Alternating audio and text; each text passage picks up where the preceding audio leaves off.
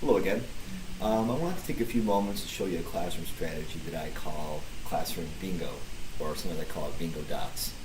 And it's not uncommon for a classroom to have their students sitting at tables or in groups.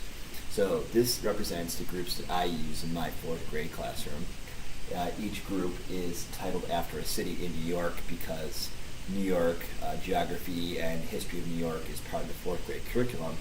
I do not have a Long Island table, so when I start to explain this, don't feel bad for that table. They don't actually exist in my room, but if I ever wanted to add a seventh group, I could do so. So the way the bingo dots works is this is in place of giving tables points or tally marks. A lot of times teachers will give tables points or tally marks for an end of the week competition. And while that might work for some groups, what happens is if one table gets the lead or too large of a lead, then the other tables lose motivation to continue on and want to perform. So instead of following the classroom procedures, they decide to do whatever because the competition is essentially over. It's kind of like an NFL team being out of the playoffs and not having much to play for anymore. With the bingo dots, that situation is rectified very quickly. Now, what happens with students is if I catch a table doing something great, I will give them a bingo dot, and I have a couple of dots, and I have an envelope of the numbers 1 through 16 cut up inside of this envelope. And the students get to pick a number out. In this case, it'll be 7. And then you put a dot on their board, and I have sticky tack on the back of the dots. If they already pick a number they already have, then they just pick again. No big deal. And the goal is to get bingo somewhere on their board. So, for example, this Buffalo group is one number away, number 7. So if this would have been them, they would have got bingo from getting a bingo.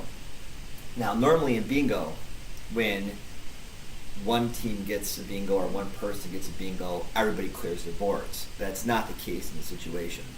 In this situation, what happens is everybody keeps their dots and they keep going until the entire competition is over. So really, they're only in competition with themselves, getting bingo when they earn it. They're never ever going to be losing out on bingo simply because another team got it. So if this team Buffalo gets their bingo, everybody else keeps going as well. Buffalo would also keep their dots, and they would keep going for an additional bingo. When do you actually clear the dots? Well, you could actually wait till you switch desks or switch tables. Could be again of a month, end of a quarter. You depend on how much that goes. Now, when they get the bingo, they can win a reinforcer of your choosing. What I would do is I like to give them sticky notes and say, put down a candy bar, and I go and purchase that candy bar and bring it back.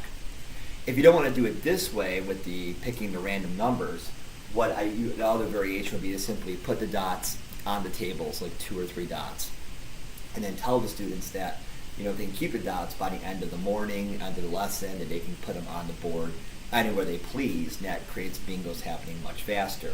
The random number selection item takes a lot longer for bingos. You may only get one a month, for example. So that's a bingo dot situation. And remember, it's supposed to be in replacement of just giving tables tally marks or points because everybody's in it and they're always motivated and never drops off, and really you're just in competition with your own self. See you again next time.